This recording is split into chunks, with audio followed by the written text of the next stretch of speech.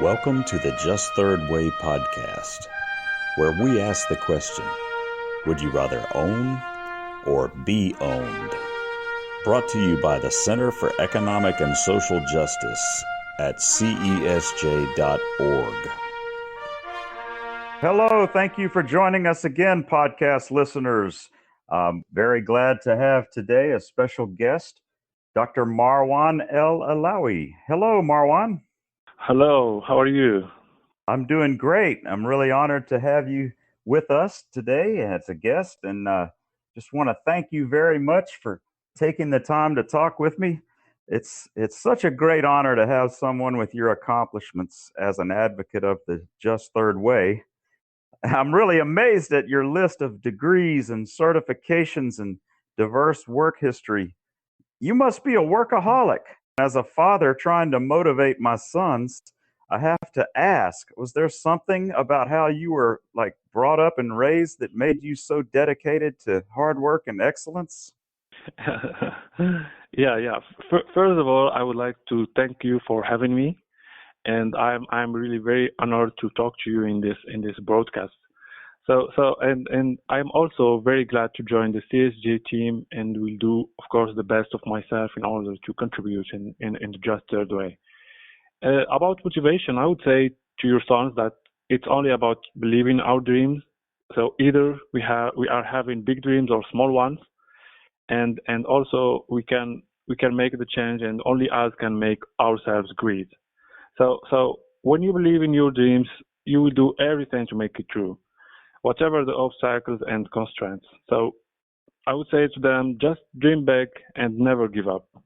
That's good advice. I need to get them to think big and dream big and not limit their thought, and then realize that they can do anything, and then set their minds to executing the hard work that it takes to get it done. So that's great advice. So you have several degrees in finance and others in management, accounting, and law, and you even served as a judge. It seems to me you're becoming an expert in how money works and how it's controlled. But you obviously have a special gift in the area of numbers with all these published papers and analysis. You know, those skills are really in demand. Are you getting offers from banks and hedge funds and investment groups? Actually, I had many offers actually from some banks, and even before coming here to the US, I had many offers. But so far, I'm using all these skills to publish scientific articles and to work on new issues, especially those issues related to finance and portfolio optimization. I'm thinking actually after going back to my home country, to retake my job as a judge there, and I'm working in a specialized jurisdiction that fights against corruption and try to promote transparency. Okay. And I think through this way, I am contributing in a different manner to the economic and social justice.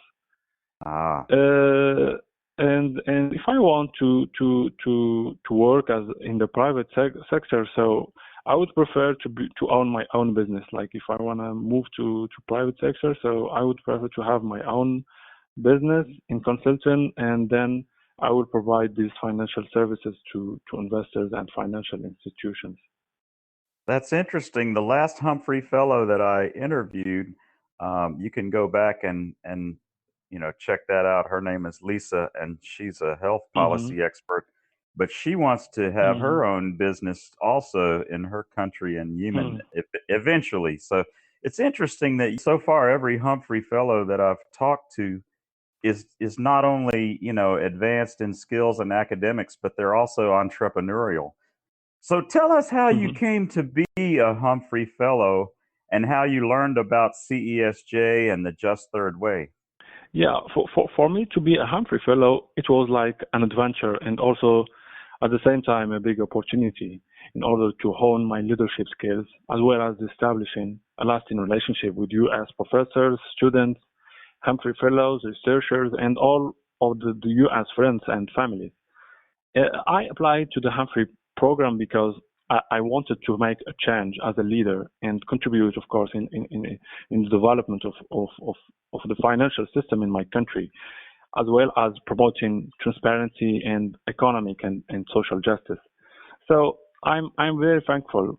I'm also very thankful also to have the opportunity to join the CSJ during this year, because I discovered new ideas and new solutions that aim to reduce inequalities and also to promote the well-being of populations.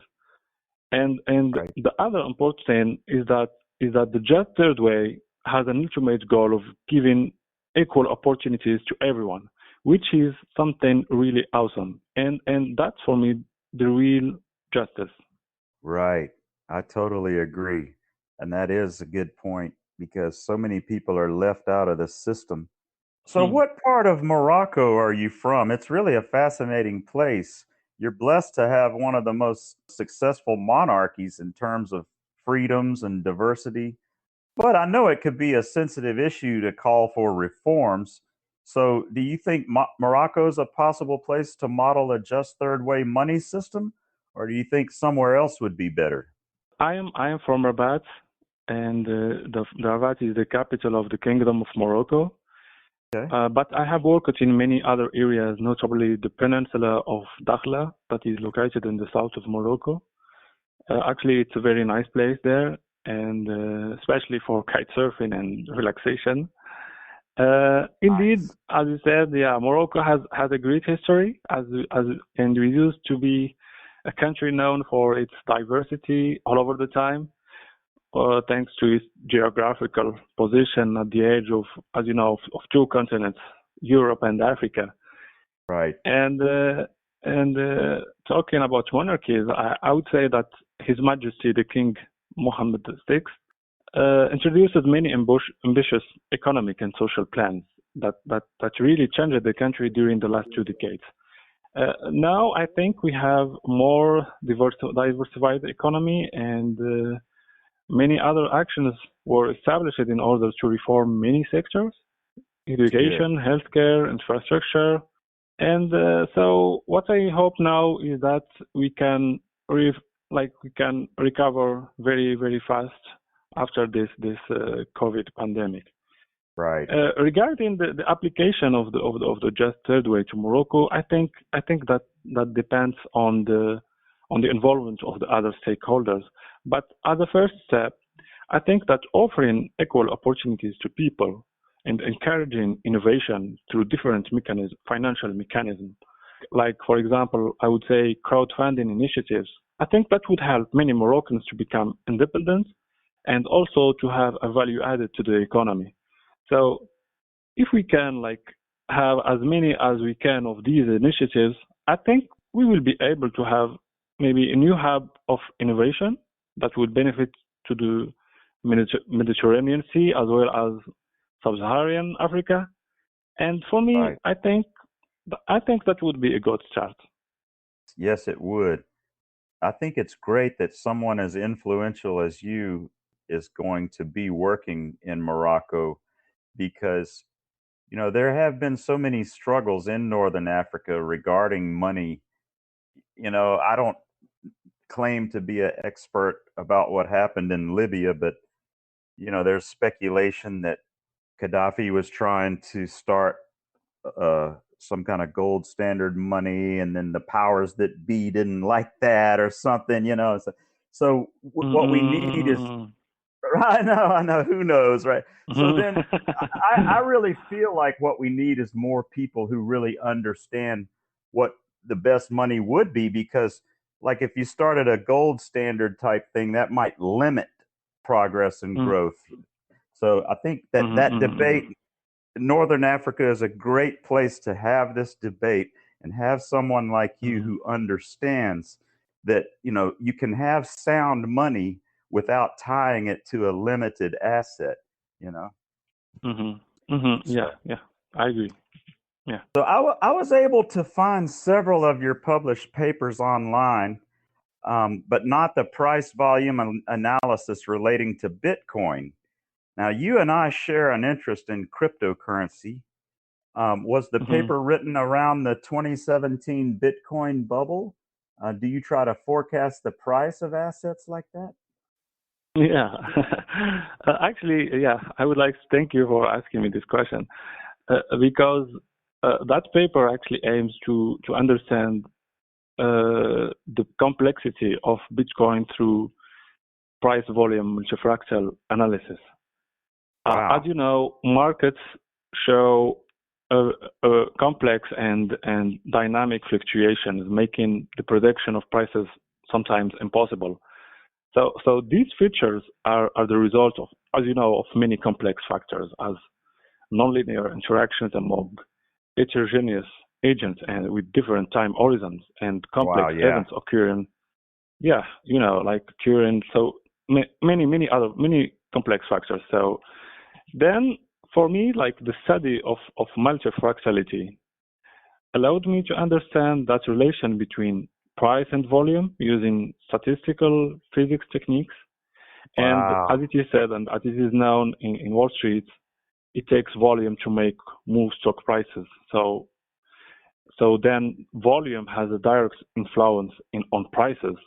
Right. Uh, this relationship uh, is very complex, and in my results, I found the presence of memory effects that we call NOAA effects, discontinuity effects.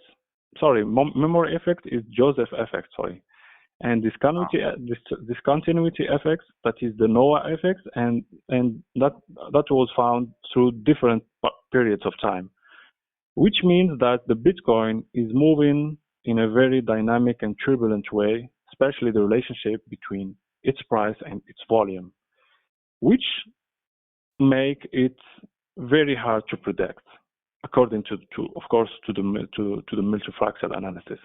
So for Right. sure, yeah, for sure, I can send you the article. Of course, it was published in Physica A, the Journal of Physica A, and then maybe you will have maybe further details about this article, of course. Well, I don't want to pretend that I would understand it immediately upon reading it, You but will. I'm I'm sure sure I you would will. try. Well, yeah, I was a Series 3 futures broker. I had to take a pretty tough test to get that job. So I know some stuff, and I and I do still trade some. I do depend Yeah. on technical analysis for day-to-day purposes, Mhm. but I've learned, Mhm. that fundamentals kind of reign in terms of unexpected things happening and long-term changes. I think Bitcoin Mhm. is limited by the fundamental factor of the potential for a better digital asset to dethrone it. And everybody's kind Mhm. of waiting to see Mhm. if that might happen. I think that's the only thing that's kind of holding it back. What do you think about that? Mhm. Mhm. I totally agree because, as you know, the Bitcoin is not even satisfying the primary functions of money. The primary functions of money are store of value, medium of exchange, and Right, unit of account. right, And as yeah, and as I told you, the Bitcoin is very dynamic, very unstable, and cannot be considered as a real money. And that instability is due to the major fact that the Bitcoin is not an asset-backed money. And that's what one of the important ideas of the just third way. Because a strong currency or cryptocurrency is the one that is related to the level of production in the economy in order to avoid any unnecessary speculation and inflation. So that's my right. opinion actually about this. Yeah. I agree. I agree. It's interesting. I guess I might even title this podcast episode something about cryptocurrency, and that hopefully will Mm-hmm. cause some people to listen to it who are not familiar with the just third way. So, real quickly, I'll just outline basically what we're talking about. The just third way is a concept that says money should only be based on real assets, in that new business transactions that take place for Mm-hmm. actual productive growth is the key Mm-hmm. to generating new units of money, that money should be loaned into existence for new growth of business. And you can go on the website cesj.org to find out, if anyone listening wants to find out exactly what we're talking about. There has been a proposal around for years before cryptocurrency existed, and we called it capital homesteading. And the person who invented it sort of was a lawyer and economist named Louis Kelso. And this plan was actually advocated by President Ronald Reagan. So it's not something brand new. It's something that really has never been tried, though, other than it has been proven that it can work, because if you take a ESOP, an employee stock ownership plan company, and often businesses like that are purchased based on credit, where the bank basically loans money into existence using the powers of the Federal Reserve and starts a new business entity with the employees being owners, and they never had to put up their own money. And so that's the kind of thing that we're talking about. You loan money into existence for a new solid business. This is not a speculative business. Speculative businesses would depend on existing money that's already been around for a while. So I just thought I would explain that. And the other thing is that the capital homesteading plan would have it set up so that all citizens who voluntarily wanted to participate in a program like this and believe in this kind of money could actually play a part in this. And that is, they would get a credit to invest in these new business ventures. And the plan that has been around has talked about making it so that it's sort of a retirement plan, like a 401k almost, where this money is loaned into existence and these citizens would choose what new ventures to invest in. And everyone would get sort of an equal share every year. And that would be the long-term growth that would build wealth for all families over time, that wanted to participate in this. So that's what we're talking about. That's the just third way money system. Did I get that right in terms of your understanding of it also, Marwan? I think, yeah, you described that perfectly, I guess. Well, I tell you, if you think about all those moving parts that are going on in a system like that, it would be a huge undertaking to create a crypto system based on it. But wow, how powerful would it be to have sound money, something that, is transparent, that couldn't be corrupted? I mean, it would have to be very complex, unfortunately. That's just the nature of doing something right. But do you even think that a crypto system based on the just third way is possible? Yeah, I think that the use of the blockchain technology is a very important tool that we should consider in order to support the just third way crypto system. First, because the blockchain will allow us to have a decentralized system and transparent monetary system. And second, we can also consider that use the blockchain in order to have a transparent accounting system, because we can have a general distributed ledger that will record all the assets in the economy, and therefore the digital money will be directly connected to the assets. And that's, for me, the real meaning of an asset-backed money. Wow. I already suggested this idea to the CSJ, and they were very excited about this. And I am now trying to prepare a paper about that in order to set up the whole model and also the other smart contracts. Yeah. And yeah, so it's actually a very good thing we can do, actually. And also, as I said, like the whole model with the other smart contracts, and because those smart contracts will be supported by the blockchain created, and that should include, of course, all the stakeholders of the just third way. Thank you. I'm applauding. I totally agree. And I had not thought about all of those, related transactions. And we shouldn't just limit our thinking to the central bank or central credit union related to the commercial bank or local entity, which could be a web-based bank also that deals with the actual businesses and things like that. But go a step farther and put everything on the blockchain. Absolutely. I totally agree. And I have another idea along those lines, and that is that the actual account holders that are afforded the opportunity to invest their credit, that those account holders, unfortunately, you're going to have to get into the identity issue. But it doesn't have to be controlled by humans. You know, we have the technology now where, you know, people could take a picture of their ear with their smartphone, you know, or something. I mean, you could have these biometric ingredients that like multiple biometric, you know, factors that identify someone, and the code can keep track of who is who. It doesn't have to be something that humans can corrupt. Like I say, it would be complex, but it is possible. That's just another thought that I had. Yeah, that's really genius. That's another good genius idea, actually. Well, it does have to be done, really. I mean, if you think about it, I've actually sat around and thought about these details, and you're right. There's so much to it that could be transparent, and all of the transactions, you know, auditable, and that's going to get rid of corruption.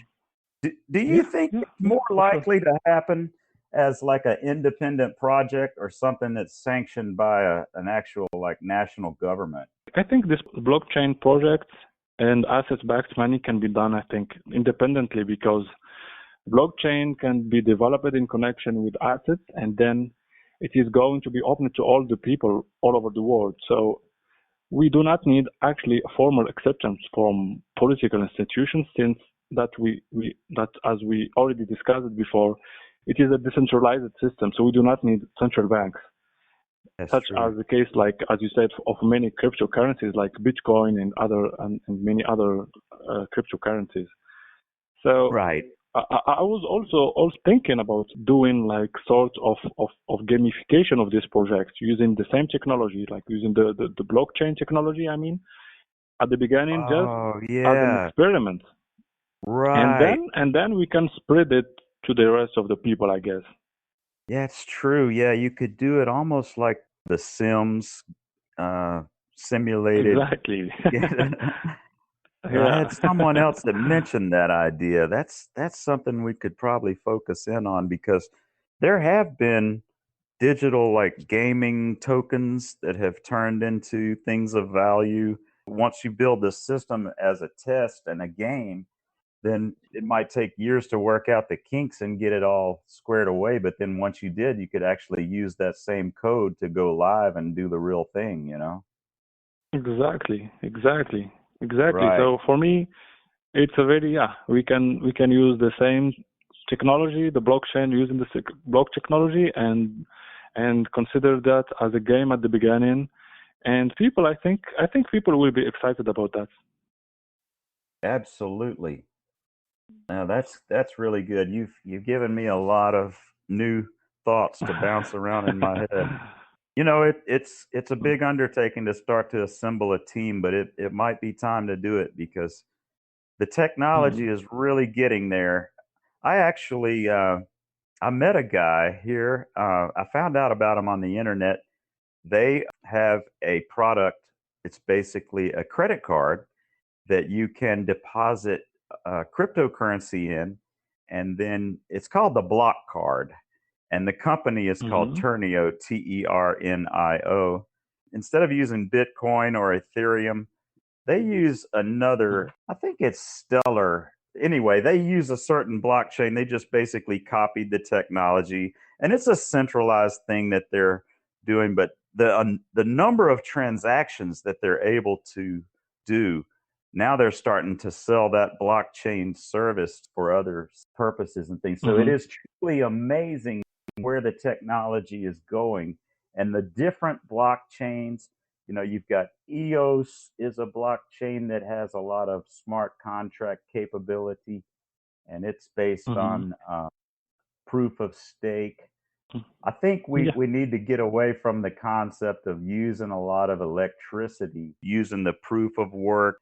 It might still need to have a little component of proof of work somehow, but there's another one coming out also that's called Chia, Uh, mhm. which is being Mhm. developed by Bram Cohen, and he was the inventor of Tor networks. So he's obviously smart. And he's, instead of doing proof of work, he's doing like a proof of space and time, which the space is the like hard drive capacity. And then there's some other way that they record, time. And that way they're not using electricity as a backbone. Yeah, that's really very interesting alternative actually. Right. There's so many things being tested that I bet we could find a way that would be totally provable. And one of the things is anti-fragility. Have you ever heard that term? Yeah, anti-fragility. Yeah, yeah, yeah. You remembered me actually a book of Nassim Taleb. I think he has something like that. Yep. Yep. And yeah, and he was talking about how the U.S. I would say the new like the model like the capitalism model, how it is Right. very fragile. He was talking about that in one of his articles, I would say, or maybe I think he has a book about this. He has a Right. book. And the other one is immutable. The money Immutable. system, yeah, immutable. And that's part of Hmm. the blockchain that's stored in all the different nodes so that, it's always going to be there. Hmm. That's the immutability. So Yeah, yeah. That's also another thing. That yeah, another good property, I guess. I guess the gist of what I'm saying is the technology Hmm. is there. I think right in the last year or two now, we finally got enough people who are programming in this environment and who Hmm. Hmm. understand Hmm. all the different things that blockchain can do, and we're testing Yeah. different types of work and stuff. So that's a Hmm. great time. We just need to assemble a team to Hmm. do it. But We can discuss this because, like, to implement the smart contracts and everything. So, actually, I was thinking about Ethereum, and then now you gave me other ideas about other blockchain, other cryptocurrencies that are using less electricity. So we can think actually about those alternatives before implementing our model, I guess. I agree. I agree. So, other than the cryptocurrency, you probably got to keep paying the bills. What do you hope to do with all of your amazing education and experience in terms of a job Hmm. next? Because you're in a state of transition as you finish the Humphrey Fellowship. Hmm. Would you prefer to make a career in Morocco or elsewhere? Uh, actually, actually, I'm planning to go back to my country because I believe that I will be more useful to it, and as a Humphrey Fellow, and also as CSJ member. And moreover, I think I can contribute to the change from my position as a judge and as a researcher. Of course, we live now in a connected world, so I will be always in connection with other international organizations and centers all over the world, and notably the ones in the US, of course. Yeah. Well, that's great. That's great. I think that Morocco, really, because of you, is going to be a country to watch because you're already an Yeah. influential person in the government there, and you have such Ye- a amazing work ethic and ability to do so much, and you're thinking correctly and in a way that can empower everyone. So I'm just excited. I'm going to watch Morocco and you, and hopefully work together with you. Really an honor to have you in the Just Third Way and as a guest on the podcast. All the pleasure is mine actually because I'm very honored to become a CSJ member, and I was very glad to have this nice discussion with you. Well, thank you very much. So you're in Boston right now? Yes, I'm still here in Boston. We just finished our Humphrey program year, so Right.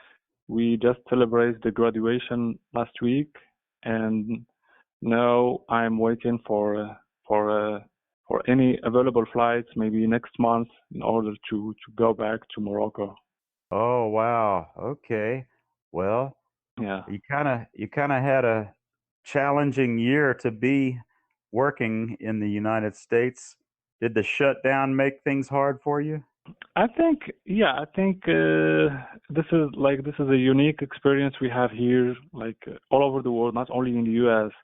I think that we have to develop our ability to adapt or to adapt to changes. It was at the beginning, it was kind of challenging because you need to do everything remotely, and but like after a while, we started adapting with the situation, and I think now we are dealing with this very good actually. Or you did have to improvise and learn and adjust, but fortunately, most of your work is just working at a computer, though, right?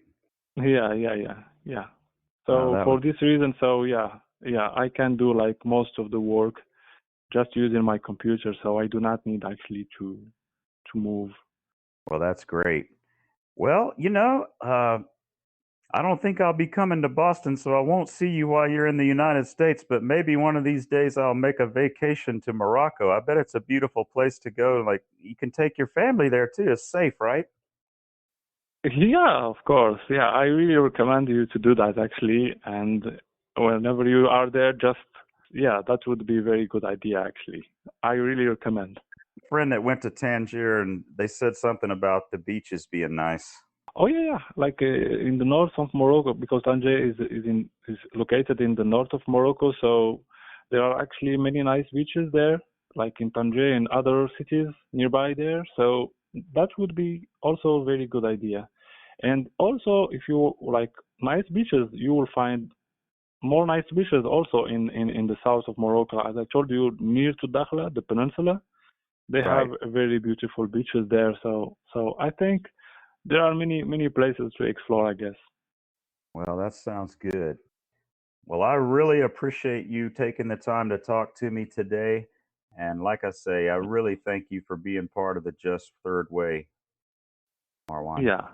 Thank thank you so much. I'm very honored to talk to you today and to have this nice discussion with you. Well, thanks again, and I appreciate it. And I hope you have a great weekend, and we'll talk to you soon. Yeah, for sure. Talk to you soon. Okay, buddy. Thank you. You can join CESJ by going to cesj.org and clicking on participate, and you can become a paying member for $25 per year.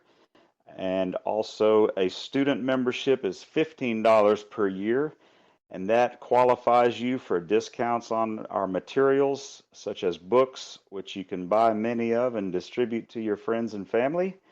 And also, if you'd like to participate and comment on the podcast, feel free to call. I have a voicemail set up. I'd like to hear what you have to say, and I'll play it on the podcast. The number is 678 719 2840. Own or be owned.